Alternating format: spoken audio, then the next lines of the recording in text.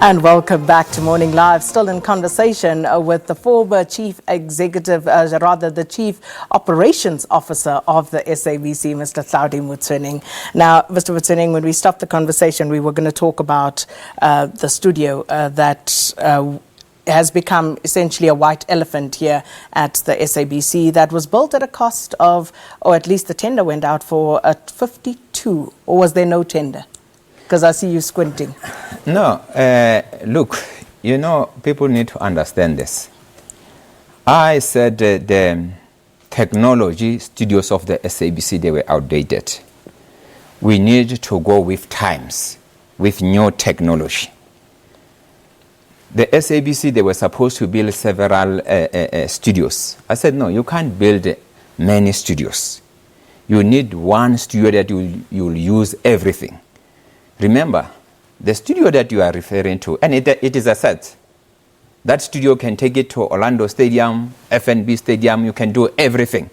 You see, it's not like this old technology studios where they are stuck in the SABC. It is a wonderful studio. I said to the team, and you are very interesting. It seems as Hlaudi was the only Hlaudi running the SABC. There was a board. Yeah, you're right. The authority. There was management. But when you talk about Hlaudi, but I think it's because Hlaudi has that thing. So it's a vibe for everyone to deal with Hlaudi. Here. It's because Hlaudi is here. And also, you see, I said, and I have been saying here with workers at the SABC to say, no, we need to go with times.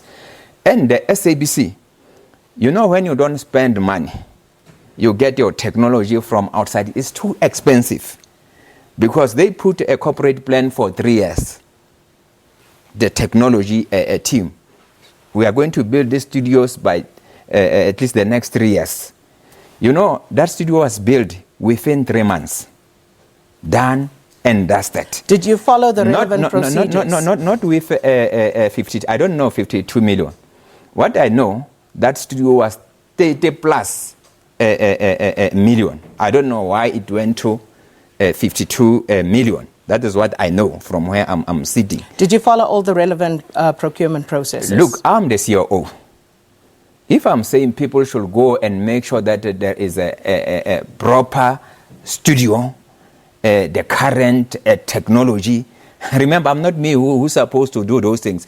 You have head of sports, you have head of news. Remember, that studio was going to be used by news and sports and other programs within television because you can do everything with that studio. So you don't know? But, no, I know. The process was followed. Remember, you see, there is what you call deviation in the SABC. If you don't go on tender, you deviate from a normal process. Under what circumstances would you deviate? You will deviate because of the urgency. So was that urgent? It was urgent. And the agency, remember, the agency doesn't come from me. The agency comes from the divisions to say we need this studio for Rugby World Cup. That is where the agency comes. But also, what is more important, you see, SABC has been using outdated technology for many, many years. That was a pilot project studio. Because I went out myself to say, but I don't understand you as SABC. How can you take 3 years just to build a studio? How can you take 3 years? And when I went out to do research and other management, we only found that, remember, we are not tech people within technology. We don't have those expertise. We went out and get the information. When we get the information, they said, no, but you can build a studio within 3 months, depending on the studio itself. Well, that award has now been set aside, essentially. SIU investigating that particular case. And so there's another something that went wrong under your tenure, the building of that particular unit. Let's talk about Lorna Vision and the collection. But let me deal, because I don't want you to give that impression. Because you see, this board, they came with agenda here. That studio is there because I don't understand. If it is studio, why it will be a white elephant? Why SABC can't use the studio, because the studio is already, and already SABC has been using the studio. So you see, these people who came at the SABC, they came with agenda just to tarnish the name of Hlaudi because of the ad hoc committee, and also tarnish good managers within the SABC, because remember, they said they are dealing with enforcers of Hlaudi. I don't know who is the enforcers of Hlaudi, because what I know, people are enforcers of the policy of the SABC. So if you come with motives, the reason why they can't last is because they listen to the politicians. And where they are today, politicians, they fought with the politicians. They themselves committed irregular appointments by appointing a security company. The question is SIU following them? Is SIU going to do the same thing that they are doing? It is in the very same SIU report. But no. Let me tell you, the SIU, when they were in portfolio committee, they could not say that until Van Dam from DA came with the issue to say, but how do you work with this current board with irregular? And it was painful for Motibi to explain that. And the reason why they are running away, this board, those who resigns, is because they don't know how to run SABC. They are clueless. Also because their priority, we know their strategy. Their strategy was to deal with Hlaudi. Okay.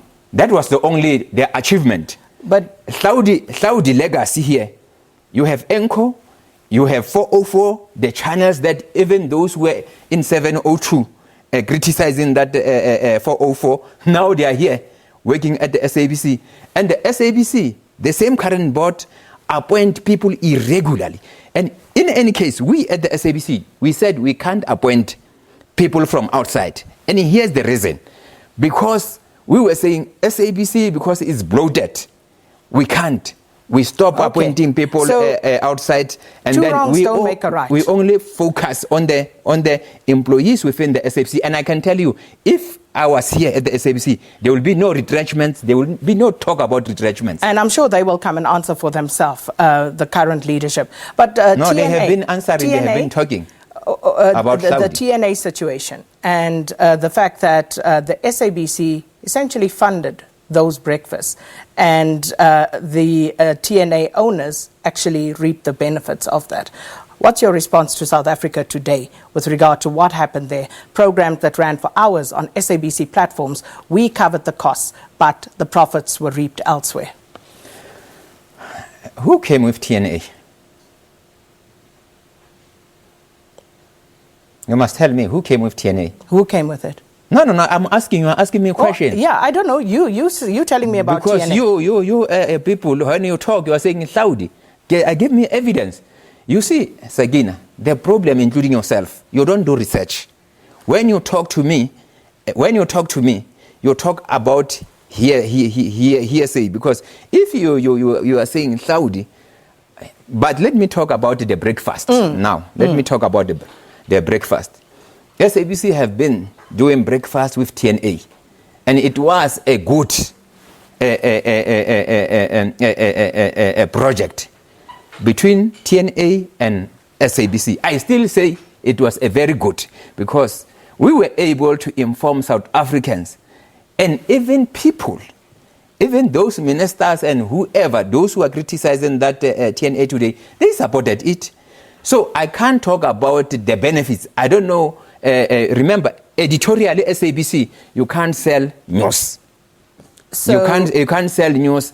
But for me, I still says it was a very good platform for SABC. I don't know how much did the SABC make from that.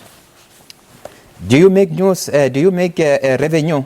No, but the point here is someone made money. No. Someone made money. It wasn't the SABC. No. I can't talk about other people. I'm here to No. What I'm saying, SABC, US News, you don't make money. News always, if you come to me, news always is a loss. But for me, it's not a loss, because it is important to inform people about issues that are happening in South Africa. So your editorial policy of the SABC doesn't allow people to buy. So let me understand this correctly. Content. Let me understand this correctly. So the SABC was quite happy to foot the bill for another rival, as it were, broadcaster to make money off the back of the SABC? I don't know what you are talking about. What I know is SABC, they control the show itself. SABC, they were in charge. SABC, if you cover, you spend for what you are going to cover. We spend for what we were covering, the production. We But cover Mr. for Motsoeneng, production, they cover other costs. What cost did they cover? No, my dear. I No, can't. what cost did they cover? No. I can't. I mean, like your accommodation, Was that booking paid the for halls by- and other matters. Was that not paid for by the SABC? I know SABC paying production. So SABC didn't pay for accommodation. If we go and look at the books now, we will not find SABC having paid for ask the head of SMTs and news. all Remember, of that. no, Sakina. Remember, I was not operationally on the news. The news people can answer that. But what I know, SABC, they were paying production. When you go and go to Soweto, example, SABC will pay for that because we don't want people to pay for you, so that SABC news can be independent. Let's wrap it up because we can't go on forever. So during your tenure at the SABC, did you ever issue any unlawful instructions to people serving under you? What would be unlawful? Well, an unlawful instruction will be one that goes against all the laws, the acts, the rules, the regulation that govern the space that you work in. No, Sakina, if you remember well, I mean, I'm the most people who was able to engage staff every day, every minute in the history of the SABC. I have never given instruction that don't follow the process of the SABC. So people who acted unlawfully were not following your instruction? Not at all. Okay. Mr. Motsoeneng, thanks so much for coming. It's been a pleasure. Good to see you again. Former SABC Chief Operations Officer Hlaudi Motsoeneng talking to us about his role in the current state of the public broadcaster, saying he left this place in good nick financially and it's not him who caused these problems. We're going to take a break.